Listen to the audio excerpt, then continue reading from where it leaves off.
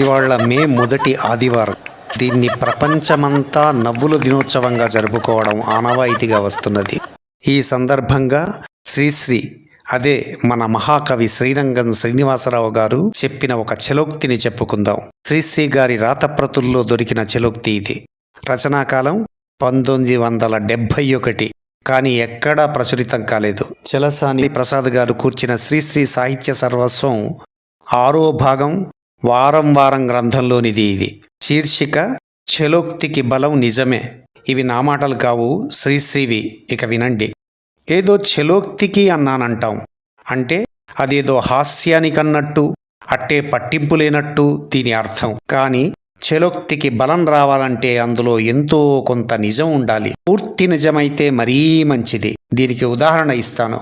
దేశభక్తురాలు, బెంగాల్లో పుట్టిన ఇంగ్లీష్ కవయిత్రి సరోజిని తెలుగువాడు గోవిందరాజుల నాయుడును ప్రేమించి పెళ్లాడి సరోజిని నాయుడు అయింది. ఆమె స్వాతంత్ర ఉద్యమంలో ప్రముఖురాలు. 1925లో కాన్పూర్ కాంగ్రెస్ అధ్యక్షురాలు అయింది. ఈమెకు గాంధీజీతో సైద్ధాంతిక విభేదాలుండేవి. అటువంటి సరోజిని నాయుడు చలోక్తిగా చెప్పిన ఒక వాస్తవం.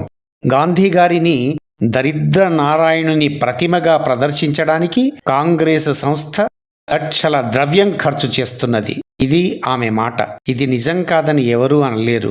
ఎందుకంటే గాంధీ గారు ప్రయాణం చేసేది 3వ తరగతి రైలు పెట్టే. అయితే దానికి వైస్రాయి స్పెషల్కి ఉన్నంత బందోబస్తు ఉండేది. వారు తినేది వేరుశెనగలు, తాగేది మేకపాలు, కానీ వాటికి బస్తాలు సీసాలు కావలసి వచ్చేవి. ఇది శ్రీశ్రీ ఉవాచ.